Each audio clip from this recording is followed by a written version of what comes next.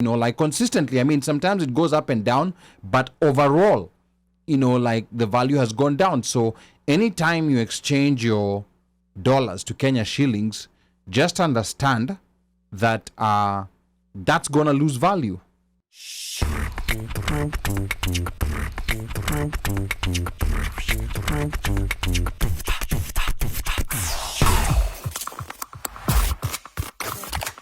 My estate, but clearly somebody did not plan it correctly for me.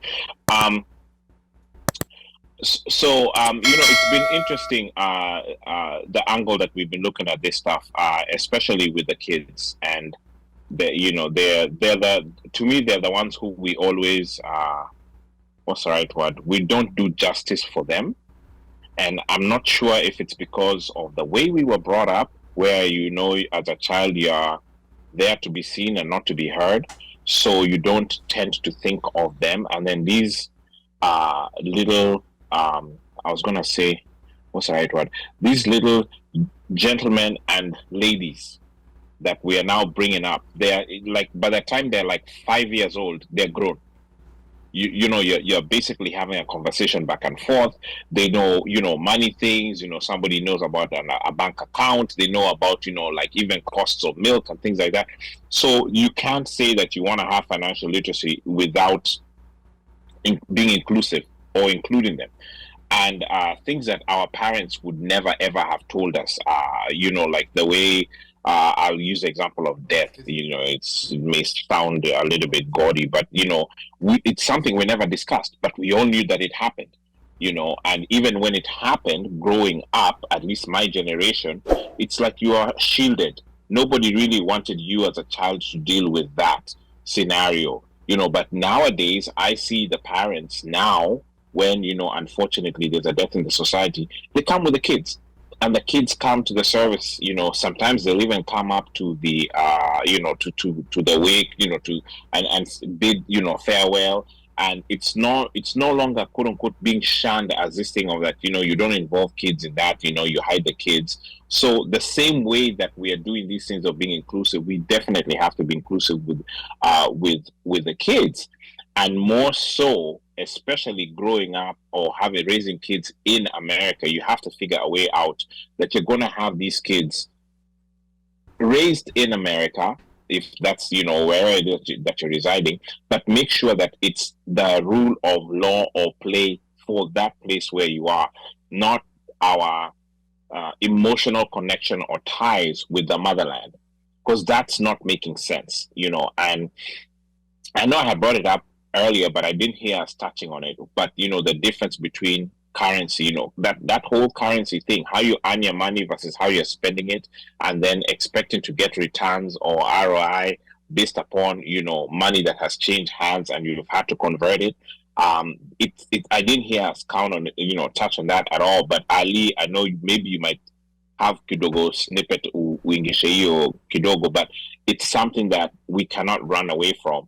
And in as much as we want to invest at home, we really, really have to sit back and say, well, does it make sense from my pocket? Overall for me, again, like I say, we have to involve the kids and we have to involve them early, have those conversations, teach them how to behave with money. And I think with them having understanding of that, it even makes it easier, when kids even make a request and say, okay, this is what I want for Christmas. They take those things into consideration because they now have more of an understanding of how money is brought in and thus how it gets spent. And they don't become these, I was going to say, runaway crazy kids that we're raising for society to go out and condemn, for lack of a better word. Back to you, studio. Oh, thank you so much, Amosh. Now, you also bring another hot potato, or however you pronounce potato. Yeah, Potato. It's a hot button issue. The exchange rate fluctuation. That is the big giant in the room that's hidden in plain sight that people choose to ignore. And Ali, sorry to cut you off. If we just simply think of this as when we send money home, the way, and hopefully people do it the way I do, I always look at all the various apps and look at who gives me the gives the most best return, rate. Yeah. or should I say the best rate for my money. Now, there's also something that I also do not factor in there, and what ends up happening with it is that, and then it becomes a problem, is that reliability. Yes. And that is a huge That's a thing, big because thing. I Yeah. could be getting the best rate, but it's not a reliable source or a reliable format. Yes. And we have experience with unreliability. Bruh, to the point where now you can tell people, please go and use, and I'm not going to give names because nobody's paying me, but you tell people, please go use, a new product, right? And this new product is also giving you the best rate, but it's not reliable.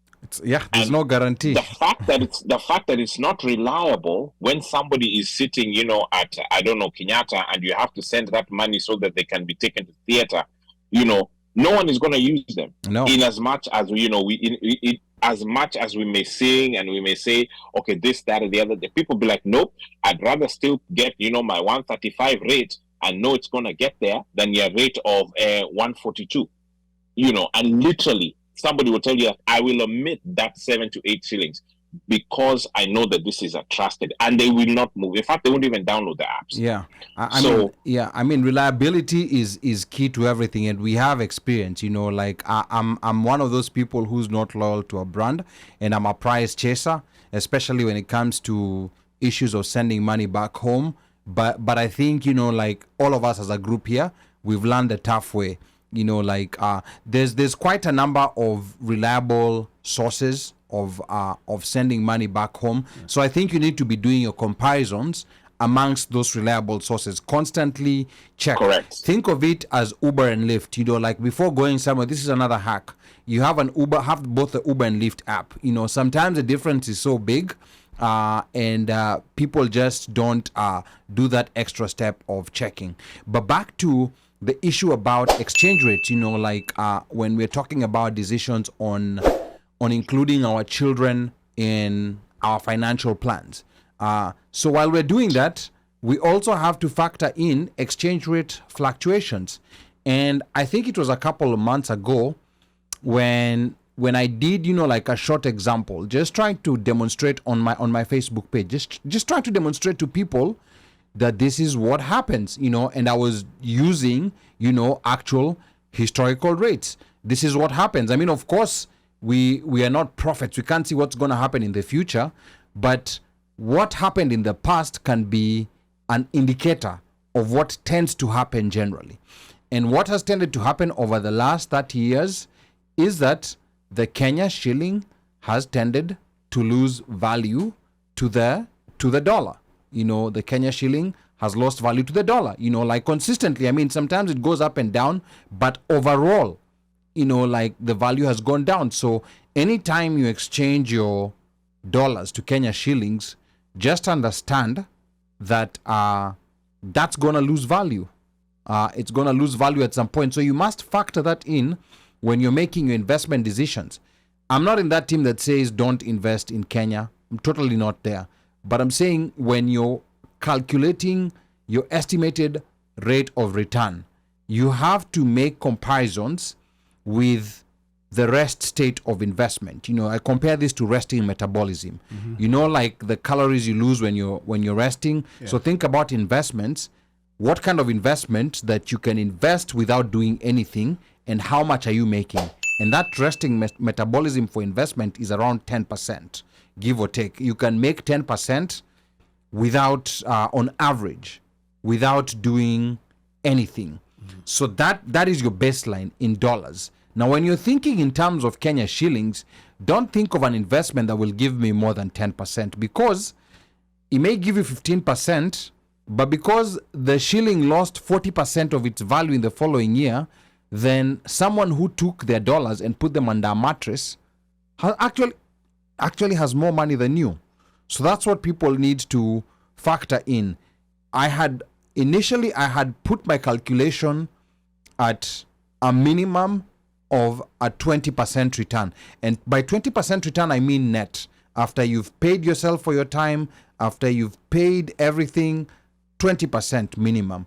But in the wake of how the shilling has been depreciating much faster than we expected, right now, unless you have a plan, like an investment plan that can consistently give you 30% every year, you're playing with fire. You're really playing with fire. And there's, of course, a lot of investment opportunities because we see a lot of white people going to Kenya.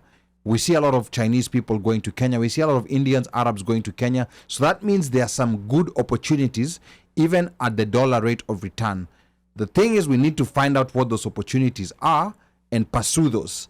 But these normal investments that people are following that are giving you a 15% return, maybe even up to a 20% return, those effectively, you're putting effort, and someone who's not doing anything is making as much as you or maybe even more than you.